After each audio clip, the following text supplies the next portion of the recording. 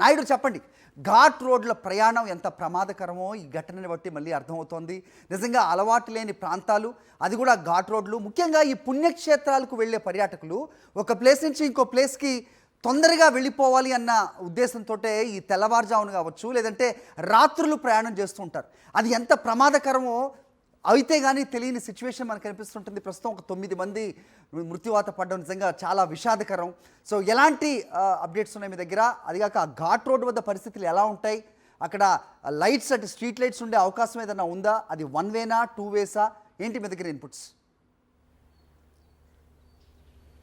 హరి, ఘాటి రోడ్లో ప్రయాణం అనేది ఎంత కష్టమనేది ఈరోజు జరిగిన సంఘటన ద్వారా తెలుస్తుంది. ఘాటి అనేది ఎత్తైన ప్రాంతంలో ఉండడంతో పాటు దగ్గర మలుపులు ఉంటాయి. ఎక్స్పీరియన్స్గా ఉన్న డ్రైవర్లు అయితేనే మాత్రము ఈ ఘాటి రోడ్డుల్లోని సురక్షితంగా బస్సులు కానీ లేదంటే వాహనాలు కానీ తీయగలరు. ప్రత్యేకంగా ఈ ఘాటిలో వాహనాలు నడిపే వారికి ట్రైనింగ్ కూడా ఇస్తారు.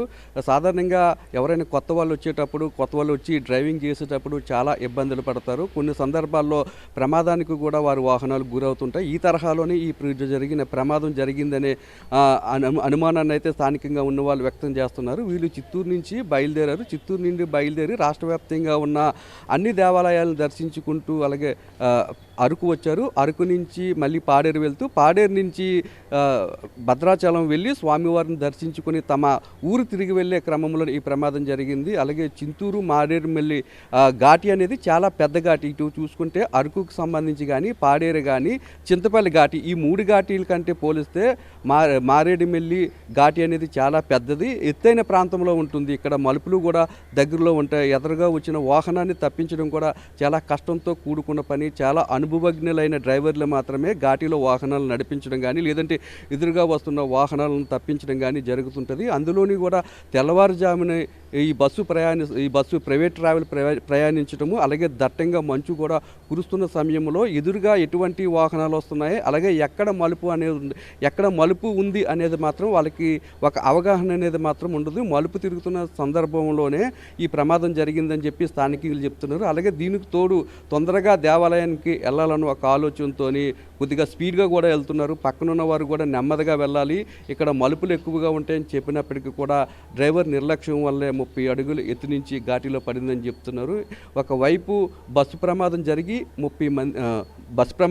9 మంది స్పాట్లోనే మరణించడం, మిగతా 27 మందిలోని చాలా మందికి తీవ్రమైన గాయాలు అవ్వడం, కొంతమందికి స్వల్పంగా గాయాలు అవడంతో చాలా చలి కూడా ఎక్కువగా ఉంటుంది ఈ టైంలోని ఏజెన్సీ ప్రాంతంలోని. ఒకవైపు దెబ్బలు, మరోవైపు విపరీతమైన చలి వేయడంతో ఆ ప్రయాణికులంతా కూడా తీవ్రమైన బాధ, నొప్పిని కూడా అనుభవించారు. వెంటనే అక్కడికి అంబులెన్స్లు కూడా చేరుకునే పరిస్థితి లేదు, ఎందుకంటే అక్కడ సిగ్నల్స్ కూడా ఉండదు. సమాచారాన్ని కూడా మనం ఎదుటివారికి చేరవేయలేని పరిస్థితి కూడా ఉంటుంది. ఇటువంటి పరిస్థితుల్లో అక్కడికి అంబులెన్సులు కూడా రావడానికి కొంత సమయం పట్టింది. వచ్చిన వారిని అక్కడ ఉన్న మృతదేహాలు 9 కూడా హాస్పిటల్కి తరలించారు. అలాగే గాయపడిన వారిని కూడా చింతూరు హాస్పిటల్కి తరలించారు. తీవ్రంగా గాయపడిన వారిని భద్రాచలం హాస్పిటల్కి కూడా తరలించారు. హరి, రైట్. ఆ ట్రావెల్స్ యాజమాన్యం ఏమన్నా స్పందించారా వాళ్ళు? ముఖ్యంగా మనం చూసుకుంటే కనుక పట్టణ నగర ప్రాంతాల్లో కూడా ప్రస్తుతం ఉన్న వెదర్ కండిషన్స్ చూస్తే విపరీతమైన చలి, అంటే సాధారణం కంటే కూడా అత్యల్ప ఉష్ణోగ్రతలు నమోదవుతున్న పరిస్థితి. అంత తెల్లవారుజామున రాత్రులు యూజువలీ ఘాట్ సెక్షన్స్లో రాత్రి ఒక సమయం తర్వాత ఎవరిని అనుమతించిన సిచ్యువేషన్ చాలా ప్రాంతాల్లో చూస్తుంటాం. అలాంటి సూపర్విజన్ ఏమీ ఇక్కడ లేదనుకోవాలా? ఎలా ఉంటుంది అక్కడ సిచ్యువేషన్? అంటే హరి, నవంబరు, డిసెంబర్ ప్రాంతాల్లో ఏజెన్సీ ప్రాంతానికి పర్యాటకులు రాష్ట్ర వ్యాప్తంగా ఉన్న పర్యాటకులే కాకుండా చుట్టుపక్కల ప్రాంతాల నుండి కూడా పెద్ద ఎత్తున పర్యాటకులందరూ కూడా తరలి వస్తుంటారు. విపరీతమైన మంచు కురుస్తుంటుంది. అలాగే అక్కడ -డిగ్రీలకు కూడా ఒక్కొక్కసారి ఉష్ణోగ్రతలు కూడా పడిపోతుంటాయి. ఈ సమయంలోనే ఎక్కువ మంది వస్తుంటారు. పర్యాటకులు ఇక్కడ ఉన్న వాతావరణాన్ని చూసి ఎంజాయ్ చేస్తుంటారు. కాబట్టి ఇటువంటి పరిస్థితుల్లో పర్యాటకులు వచ్చే వాహనాల మీద ఎటువంటి నిబంధనలు కానీ లేవు. ఈ నేపథ్యంలోనే ఈ బస్సులు కూడా విచ్చలవిడిగా తిరుగుతున్నాయి, అలాగే వాహనాలు కూడా వస్తున్నాయి. వస్తున్న సమయంలోనే పోలీసులు ఇది సమయం పర్యాటకులు ఎక్కువగా వచ్చే నెల కాబట్టి పోలీసులు కూడా వారి మీద పెద్దగా ఆంక్షలు కూడా ఏం పెట్టరు. అలాగే రాత్రి 6 అయిందంటే అక్కడి నుంచి తెల్లవారుజాము వరకు కూడా ఈ పర్యాటకుల తాకిడి అలాగనే ఉంటుంది. పోలీసులు కూడా ఈ 2 నెలలు మాత్రమే పెద్దగా ఆంక్షలు ఏమీ పెట్టరు. ఈ నేపథ్యంలోనే ఈ బస్సు మీద కూడా పోలీసులు కూడా ఎలాంటి దృష్టి పెట్టకపో ఉండొచ్చు. ఈ సమయంలోనే తెల్లవారుజామున ఈ బస్సు వెళ్తున్న క్రమంలోనే ప్రమాదం జరిగి ఉంటుందని చెప్తున్నారు. కొత్తగా వేరే ప్రాంతం నుండి కొత్తగా ఇటువైపు వచ్చారు కాబట్టి ఈ ఎదురుగా ఉన్న మలుపులను అంచనా వేయడంలో కానీ, లేదంటే ఎదురు నుండి వస్తున్న వాహనాలను అంచనా వేయడంలో కానీ వీళ్ళకి ఒక అవగాహన ఉంది. ఎందుకంటే మలుపులు దగ్గరగా ఉంటాయి, విపరీతమైన మంచు కురుస్తుంది. కొన్ని సందర్భాల్లో అయితే అక్కడ మంచు కూడా ఐసులా గడ్డగట్టే పరిస్థితి నెలకొంది. స్థానికంగా ఉన్న వాళ్ళే బయటికి రాలేరు, స్థానికంగా ఉన్న వాళ్ళే బయటికి వెళ్ళలేరు. కానీ దూరం నుండి వచ్చిన వాళ్ళే మాత్రము ఇక్కడ ఉన్న వాతావరణం చూడాలనో, లేదంటే దగ్గరలో ఉన్న దేవాలయాలకు వెళ్ళి దర్శించుకొని త్వరగా తమ గమ్యస్థానాలకు వెళ్ళాలన్న ఆలోచనతో కొంతమంది ఓవర్ స్పీడ్గా వెళ్తుంటారు. నిన్న కూడా ఒక ప్రమాదం జరిగింది. నిన్న 5 గంటల సమయంలో కూడా గీతం ఈ యూనివర్సిటీకి చెందిన ఒక విద్యార్థి కూడా ఇదే తరహా ప్రమాదంలో చనిపోయిన పరిస్థితి అయితే మనకు కనిపించింది. హరి నాయుడు సంవత్సరాంతంలో అంటే మన అక్టోబర్ నుంచి డిసెంబర్, జనవరి వరకు కూడా పర్యాటకులు అంటే ఎక్కువగా పర్యటించడానికి ఇష్టపడుతూ ఉంటారు. ఇలాంటి బస్ని అరేంజ్ చేసుకోవటం, వెళ్ళడం కానీ లేకపోతే ఇతరత్ర మార్గాల్లో వెళ్తుంటారు. వాళ్ళు నిజంగా గుర్తుంచుకోవాల్సింది ఉదయం తెల్లవారుజామున కానీ రాత్రులు కానీ ప్రయాణించకపోతే మంచిది, because of the weather conditions. అలాగే వెళ్ళే బస్ డ్రైవర్స్కి అవగాహన ఉందా లేదా, అనుభవం ఉందా లేదా అనేది కూడా చూడాలి. And the very important thing, insurance చేసుకోవటం మాత్రం మర్చిపోకూడదు. ఎందుకంటే అది 100-200 టికెట్కి అదనంగా ఇన్సూరెన్స్ ఉండే మనకి పరిస్థితులు కనిపిస్తూ ఉంటాయి. చాలామంది దాన్ని స్కిప్ చేస్తూ ఉంటారు. ఇలాంటి పరిస్థితులు ఎదురైనప్పుడు కానీ, ఇలాంటి ప్రమాదాలకు గురైనప్పుడు కానీ ఇన్సూరెన్స్ అనేది చాలా సహాయకరంగా ఉంటుంది. అది మాత్రం గుర్తుంచుకోవాలని సాక్షి కూడా విజ్ఞప్తి చేస్తోంది. ఇక ట్రావెల్స్ బస్ ప్రమాదంపై విచారణ ప్రారంభించారు అధికారులు. బస్ డ్రైవర్ నిర్లక్ష్యం వల్లే ఈ ప్రమాదం జరిగినట్లుగా అయితే ప్రాథమిక నిర్ధారణకు వచ్చారని పోలీసులు ప్రకటించారు. మరోవైపు ట్రావెల్స్ బస్సుకు అన్ని అనుమతులు ఉన్నాయని తెలిపారు చిత్తూరు ఆర్టీఓ రాజేశ్వరం.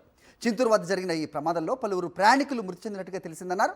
డ్రైవర్కి సంబంధించిన వివరాలు ఇంకా తెలియరాలేదని ఎంక్వైరీ చేస్తామని చెప్పారు. చిత్తూరు నుంచి టూరిస్టులతో వెళ్తున్న బస్సు ఒకటి ప్రమాదం జరిగిందని వాళ్ళ ఉదయమే తెలియజేయడం. 76 మందితో ప్రయాణం మొదలుపెట్టి ఈ నెల 6వ తారీఖున రాత్రి 8 గంటలు బయలుదేరి టూర్ కోసం వెళ్ళడం జరిగింది. బస్సు విషయంలో అయితే ఫిట్నెస్ వ్యాలిడిటీ ఉంది, ట్యాక్స్ వ్యాలిడిటీ ఉంది, ఇన్సూరెన్స్ వ్యాలిడిటీ ఉంది, పర్మిట్ ఉంది, పొల్యూషన్ ఉంది. డ్రైవర్ యొక్క డీటెయిల్స్ కూడా తెలియవలసి ఉంది. దాని గురించి ఎంక్వైరీ చేస్తున్నాం. ఈ యాక్సిడెంట్లో ఒక 9 మెంబర్స్ చనిపోయారు సార్. ఒక 23 మెంబర్స్ వరకు ఇంజూర్డ్ అయ్యారు సార్. వీళ్ళందరినీ కూడా మన సిహెచ్సి చింతూరుకి షిఫ్ట్ చేసాం సార్. ఈ యాక్సిడెంట్ కి డ్రైవర్ నిర్లక్ష్యమే కారణం అని చెప్పేసి ప్రాథమికంగా మేము అనుకుంటున్నాం సార్. చింతూరు మారేడుమిల్లి ఘాట్ రోడ్డు వద్ద జరిగిన ఈ ప్రమాదంలో 9 మంది ప్రయాణికులు ప్రాణాలు కోల్పోయారు. ఏపీలోని ప్రముఖ పుణ్యక్షేత్రాలు వీక్షించడానికి ఈ నెల 6వ తేదీన చిత్తూరు వాసులు టూరిస్ట్ బస్ మాట్లాడుకుని వెళ్ళారు. అరకు, సింహాచలం, అరసవెల్లి, ద్వారకా, తిరుమల ఇలా ప్రముఖ పుణ్యక్షేత్రాలను సందర్శించారు. ఈ ప్యాకేజీలో అదనంగా భద్రాచలం సీతారామచంద్రస్వామి ఆలయ దర్శనం కూడా చేసుకోవాలని ప్రయాణికులు టూరిస్ట్ బస్సు ఓనర్తో మాట్లాడి అదనంగా తెలంగాణ పర్మిట్ చెల్లించి రాజమండ్రి మీదుగా భద్రాచలం వస్తుండగా తెల్లవారుజామున 4 గంటల ప్రాంతంలో ఈ ప్రమాదం జరిగింది.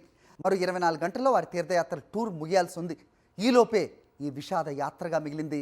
మనశ్శాంతి కోసం తీర్థయాత్రలకు వెళ్లాలని వస్తే ఇలా ఘోరం జరిగిపోయిందని ప్రయాణికులు ఆవేదన వ్యక్తం చేస్తున్నారు. దీనిపై అప్డేట్స్ మా ప్రతినిధి మహేందర్ అందిస్తారు. చింతూరు మారేడుమిల్లు ఘాట్ రోడ్డు జరిగిన ఘోర రోడ్డు ప్రమాదంలో 10 మంది ప్రయాణికులు ప్రాణాలు కోల్పోయారు. ఇందులో 5 పురుషులు ఉంటే 5 స్త్రీలు సంబంధించి ఉన్నారు. మరో 22 మంది ప్రయాణికులకు తీవ్ర గాయాలయ్యాయి. వీరిని చింతూరు ఏరియా ఆసుపత్రికి తరలించారు. వారికి ప్రస్తుతం ట్రీట్మెంట్ జరుగుతుంది. అయితే గాయపడిన వారిలో కూడా 3 పరిస్థితి విషమంగా ఉంది. వీరికి మెరుగైన వైద్య సేవల నిమిత్తం రాజమండ్రి ఏరియా ఆసుపత్రి లేదా భద్రాచలం ఏరియా ఆసుపత్రికి కూడా తరలించే అవకాశాలు ఉన్నాయి. అయితే ఈ ఏపీ సంబంధించి చిత్తూరు సంబంధించి జిల్లాకు చెందినవారు ఏపీ చిత్తూరుతో పాటుగా చుట్టుపక్కల ఉన్న ప్రాంతాలకు చెందిన సీనియర్ సిటిజన్స్, కొందరు బంధువులు అంతా కలిసి ఏపీలోని తీర్థయాత్రలకు సంబంధించి ఒక ప్రైవేట్ ట్రావెల్స్ బస్సు సంబంధించి మాట్లాడుకున్నారు. వీళ్ళంతా 33 మంది ఉన్నారు. ఈ 33తో పాటుగా 2 డ్రైవర్లు, అదేవిధంగా ఒకరు వారికి ఎగ్జిక్యూటివ్ అంటే టూర్లు సంబంధించి చూపించే నిమిత్తం ఒక ఎగ్జిక్యూటివ్ సంబంధించి కూడా ఉండడం జరిగింది. వీళ్ళు ఈ నెల 6వ తేదీ సంబంధించి కూడా తీర్థయాత్రకు సంబంధించి చిత్తూరు నుంచి బయలుదేరిన తర్వాత వాళ్ళు అన్ని ప్రముఖ పుణ్యక్షేత్రాలకు సంబంధించి సందర్శించడం జరిగింది. సింహాచలం, అరసవెల్లితో పాటుగా అరకు సంబంధించి వెళ్ళారు. చివరి లంబసింగి సంబంధించి కూడా వెళ్ళారు. అన్ని తీర్థయాత్రలకు సంబంధించి తిరిగారు. తిరిగి అక్కడి నుంచి నిన్న రాజమండ్రికి సంబంధించి రాజమండ్రి మీదుగా శ్రీశైలం సంబంధించి వెళ్లాల్సి ఉంది. అయితే ఇదే సందర్భంలో భద్రాచలం వెళ్ళాలని కూడా నిన్న బస్సులో ఉన్న వాళ్ళంతా నిర్ణయించుకోవడం జరిగింది. ఒకరికొకరు మాట్లాడుకొని తర్వాత అడిషనల్గా భద్రాచలం సంబంధించి యాడ్ చేశారు. ఈ భద్రాచలం యాడింగ్ తర్వాత వాళ్ళు తెలంగాణ సంబంధించిన పర్మిట్ కూడా దానికి సంబంధించి డబ్బులు చెల్లించారు. రాజమండ్రి నిన్న సాయంత్రం రాజమండ్రి నుంచి కూడా భద్రాచలం సంబంధించి బయలుదేరడం జరిగింది. రాజమండ్రి నుంచి భద్రాచలానికి 177 కిలోమీటర్లు ఉంటుంది. ఇది చాలా వరకు ఘాట్ రోడ్డు. ఇక్కడ మారేడుమిల్లు సంబంధించి మారేడుమిల్లు చింతూరు, మారేడుమిల్లు దాటిన తర్వాత మారేడుమిల్లు చింతూరు ఈ మార్గంలోనే దాదాపుగా 8 పక్కన మలుపులు ఉంటాయి. చాలా ఇది భయంకరంగా ఉంటాయి. ఎత్తైన కొండల నేపథ్యంలో ఆ మలుపులు చాలా జాగ్రత్తగా కేర్ఫుల్గా పోవాల్సి ఉంటుంది. దాదాపుగా 6 మలుపులు దాటిన తర్వాత మరో 2 మలుపులు మరో 10 కిలోమీటర్ల చింతూరు వచ్చే క్రమంలో వస్తుందనుకున్న నేపథ్యంలో ఈ ప్రమాదం సంబంధించి జరిగింది. చింతూరుకు 10 కిలోమీటర్ల దూరంలో అక్కడ ఉన్న కనకదుర్గమ్మ ఆలయం సంబంధించి మలుపు వద్ద ఒకసారి అదుపు తప్పి లోయలో పడడం జరిగింది. అయితే అప్పటికే ఎక్కువగా పొగమంచు ఎక్కువగా ఉంది. తెల్లవారుజామున కావడంతో కూడా అతివేగంగా వెళ్ళొద్దని కొందరు ప్రయాణికులు, చాలా వరకు అందరూ గాఢ నిద్రలో ఉన్నా కానీ కొందరు నిద్రలో లేచి ఉన్న ప్రయాణికులు చెప్పడం జరిగింది డ్రైవర్కి. అయినా కానీ ఆయన ఏమాత్రం వినకుండా అశ్రద్ధగా నిర్లక్ష్యంగా వేగంగా పోవడమే కాకుండా మూల మలుపుల వద్ద కూడా నిర్లక్ష్యంగా డ్రైవింగ్ చేయడం వల్ల ప్రమాదం జరిగినట్టు కూడా అక్కడ క్షతగాత్రులు చెప్తున్న సమాచారం ప్రకారం చూస్తే తెలుస్తుంది. కొద్దిసేపు మరో 10 కిలోమీటర్ల సంబంధించి చిత్తూరు వస్తే ప్రమాదాన్ని వాళ్ళు ఘాట్ రోడ్ పూర్తిగా అయిపోయేవి. ఈ నేపథ్యంలో 10 కిలోమీటర్ల దూరంలో ఈ ప్రమాదం సంబంధించి జరిగింది. మెయిన్ ఘాట్ రోడ్లు సంబంధించి వెళ్ళిన సందర్భంలో ఫిట్నెస్ అనేది చాలా ముఖ్యం. ఏమాత్రం ఫిట్నెస్ బస్సు ఫిట్నెస్ లేకపోయినా ఏమాత్రం లోటుపాట్లు సాంకేతికంగా సమస్య ఉన్నా కానీ ఇలాంటి ప్రమాదాలు జరుగుతాయి. అయితే అది ఏమైనా బ్రేక్ సంబంధించి ఫెయిల్ అయ్యి జరిగిందా, ఇంకేం కారణాలు అన్నది కూడా పూర్తి స్థాయిలో విచారణ అనంతరం నివేదిక సంబంధించి తెలిసే అవకాశాలే. ప్రస్తుతం జరుగుతున్న ప్రమాదాల నేపథ్యంలో ప్రైవేట్ ట్రావెల్స్ బస్సు ఎక్కాలంటేనే ప్రయాణికులు కొంత ఆందోళన చెందుతున్న పరిస్థితులు మాత్రం కనిపిస్తున్నాయి. కెమెరా పర్సన్ సతీష్తో మందర్, సాక్షి టీవీ, భద్రాచలం. నిత్యం ప్రమాదాలకు కేరాఫ్గా మారుతోంది అల్లూరి సీతారామరాజు జిల్లాలోని మారేడుమిల్లి ఘాట్ రోడ్.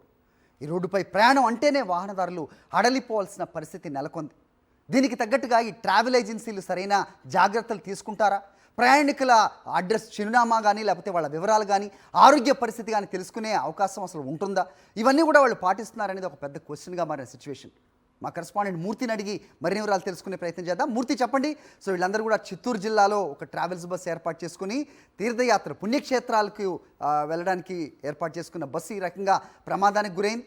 ఏంటి మీ దగ్గర ఇన్పుట్స్?